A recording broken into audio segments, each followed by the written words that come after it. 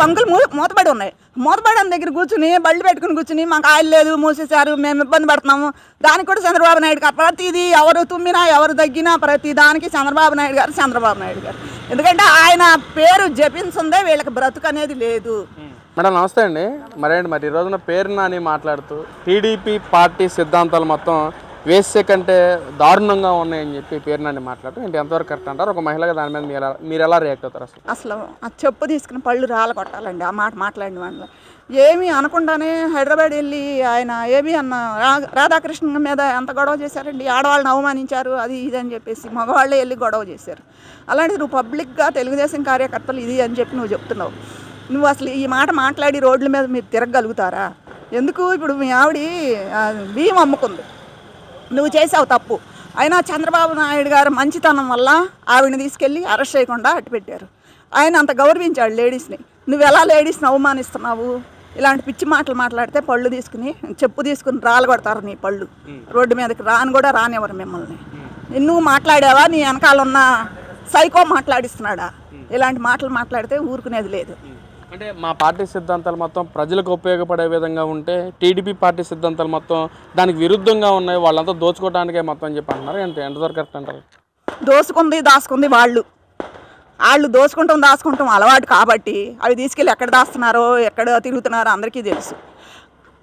ప్రతిదీ వీళ్ళు చేశారని చెప్పేసి రివర్స్లో అంతా రివర్సే కదండి. పాలనే రివర్స్ చేశాడు, మాటలు కూడా రివర్స్ మాట్లాడతారు. ఏంటి వీళ్ళు ఎందుకు పనికిరాని ఎదవాలండి, దేనికి పనికిరాడా పేరుని నాని అనేవాడిని అసలు ఎందుకు ఇంకా అరెస్ట్ చేయకుండా వదులుతున్నారు? అసలు ఆడి ఇంటిని నేనే తెలుగు మహిళలు అందరం వెళ్ళి ఆడి ఇంటినే ముట్టడించాలన్నంత కోపం వచ్చింది చూడంగానే. చాలా బాధేసిందండి. ఎక్కడికి చంద్రబాబు గారు ఓర్చుకోండి ఉండండి అనే మాటతో కట్టుబడి అలా ఆగుతున్నాం. మోహన్ రెడ్డి పేటీఎం బ్యాచ్ మాట్లాడేది విధానం ఏంటండి, వచ్చి ఈ పింఛన్లు తీసేశారు జగన్ గారి టైంలో. మరి అన్నా క్యాంటీన్లు ఎత్తేసారు, ఒక్కటి మంచి పని చేయాల, దాచుకున్నారు అన్నీ చేశారు. మొత్తం ఆంధ్రప్రదేశ్ని దివాళా తీశారు, అన్ని రకాలుగా నాశనం చేసి బయటికి వెళ్ళారు. ఇప్పుడు ఇంకా నువ్వేం చేస్తున్నావు అని చెప్పి ఇప్పుడు వచ్చిన గవర్నమెంట్ని విమర్శిస్తున్నాడు ఆయన. ఇప్పుడు ఆయన చెప్పిన దాంట్లో 90% చేస్తున్నారు, ఇంకా 10% 20% చేయలేదు. ఓకే, అవి కూడా త్వరలోనే చేస్తాను అని చెప్పేసి ఆయన చెప్తున్నాడు. ఆ నమ్మకం కూడా మాకైతే ఆంధ్ర ప్రజలుగా మాకైతే ఆ నమ్మకం కూడా ఉందండి. వీళ్ళు ఏంటండి చెల్లిని గంటే పింఛన్లు ఎత్తే ఇవా నీకు నేర్పించింది మీ ముఖ్యమంత్రి గారు జగన్మోహన్ రెడ్డి గారు. ఇవి నేర్పించి వెళ్తే మీరు ఇవన్నీ ఒక్కొక్కళ్ళు ప్రెస్ మీట్లు పెట్టి అక్కడ కూర్చుని ఈ సొద మాట్లాడుతుంది కాకుండా తెలుగుదేశం కార్యకర్తలందరూ అది ఇది అని చెప్పేసి నీ నోటికి ఎలా వస్తే అలా మాట్లాడుతున్నావు. ఇదైతే నీకు మర్యాదగా ఉండదు. పేర్ని నాని గారు మీకు వార్నింగ్ ఇస్తున్నాం మేము. అంటే ఇక్కడ ఈ రోజున రాష్ట్రంలో ఎక్కడా లేని, అంటే దేశంలో కూడా ఎక్కడా లేని విధంగా ఆంధ్రప్రదేశ్ ఒక్క రాష్ట్రంలోనే ఆయిల్ సంక్షోభంకి క్రియేట్ చేశారు కూటమి ప్రభుత్వ నాయకులు. ఈ మొత్తం బ్లాక్ మార్కెట్ దందా చేయడానికి వాళ్ళు దోచుకోవడానికి ఈ విధంగా చేస్తున్నారు. అసలు ఎక్కడ లేని విధంగా మన రాష్ట్రంలో ఎందుకుంది? అసలు ఆయిల్ సామాన్యులకే ఇవ్వలేని చంద్రబాబు ఇంకా రాష్ట్రాన్ని డెవలప్మెంట్ ఎలా చేస్తారు, కంపెనీస్ ఎలా తీసుకొస్తారు అని చెప్పి కూడా వైసీపీ నాయకులు సజ్జల రామకృష్ణారెడ్డి కూడా మాట్లాడుతున్న పరిస్థితి. దాని మీద మీరు ఎలా రియాక్ట్ అవుతారు? అసలు ఏంటి కంపెనీలు తీసుకొస్తుంది లోకేష్ బాబు గారు, చంద్రబాబు గారు. వాళ్ళని చూస్తే ఇంకా కొత్త కంపెనీలు అన్నీ కూడా పెడుతున్నారు, వస్తున్నాయి.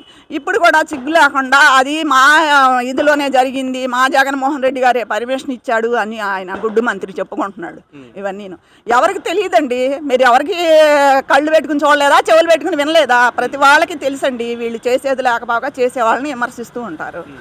ఇలాగే ఇప్పుడు గ్యాస్కిను ఈ పెట్రోల్కిను ఆంధ్ర గవర్నమెంట్కి సంబంధం ఏంటండి? అసలు అది సెంట్రల్ గవర్నమెంట్కి సంబంధించింది. అది అయినా సరే చంద్రబాబు నాయుడు గారు ఎక్కడికక్కడికి కలెక్టర్లకు ఆర్డర్ ఇచ్చి ఆయిల్కి పెట్రోల్ ఉండాలి, డీజిల్ ఉండాలి అని చెప్పేసి కరెక్ట్గా చేపిస్తున్నారు. ఇది బ్లాక్ మార్కెట్, దీంట్లో అమ్ముకోవాల్సిన అవసరం ఆయనకి ఏంటి?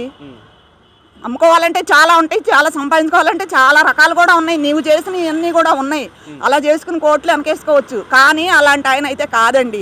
చంద్రబాబు నాయుడు గారు ఉండబట్టే, మనం కూడా కూటమి ప్రభుత్వంలో ఉండబట్టే మనకి అన్నీ కరెక్ట్గా జరుగుతున్నాయి.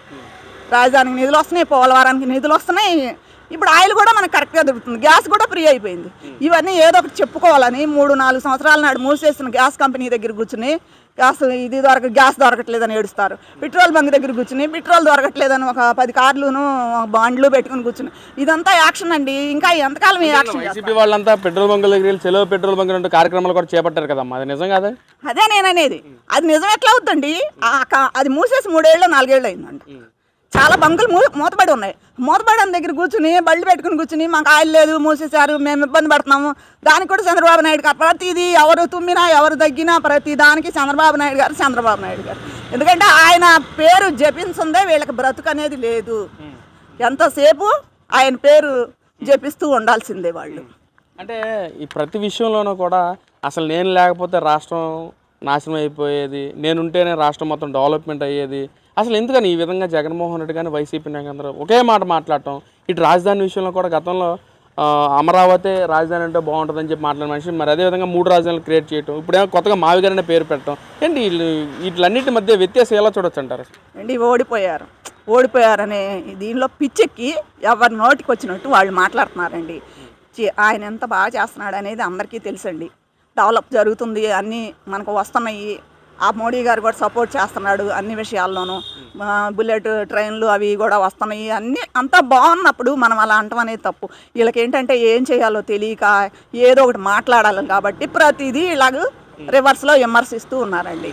వాళ్ళకి చేతనైన విద్య అండి అది. ఇంకా అసలు అలాంటివి విని విని విని మాకైతే విసుకొచ్చేసింది.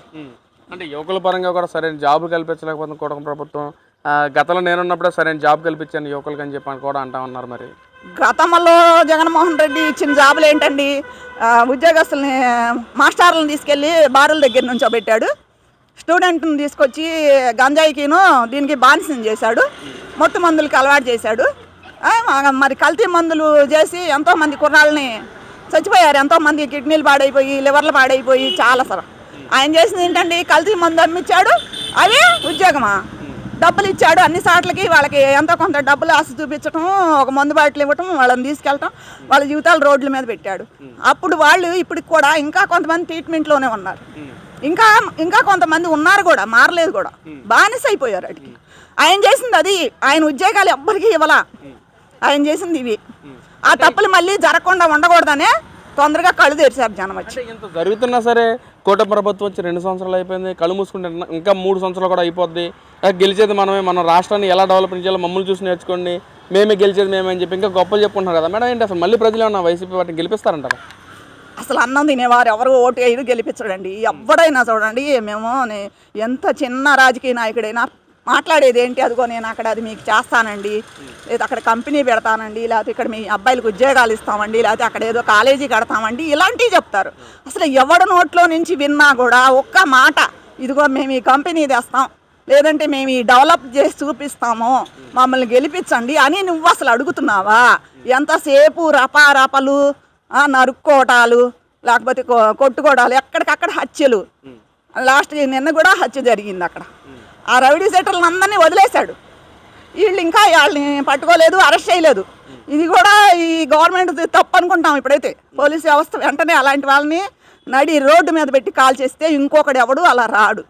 అలాంటి వాడిని బయటికి రాకుండా పెట్టేయాలి తీసుకెళ్ళి. పట్ట పగలు వాకింగ్లు చేసుకునే వాళ్ళని ఆడు హత్య చేశాడంటే ఇక్కడ లా అండ్ ఆర్డర్ లేదు. ఇది నిరూపించడానికి నువ్వే చేస్తున్నాయి ఇవన్నీ కూడా. నీకు రపరపలు తప్పించి నీకు ఇంకా ఏమీ రావు. నీ ఇంట్లో వాళ్ళనే నువ్వు రపరప అంటున్నావు. అలాంటిది ఇంకా బయట వాళ్ళు నీకు ఓటేసుకుని రపరప అనిపించుకోవడానికి ఎవరు సిద్ధంగా అయితే లేరు.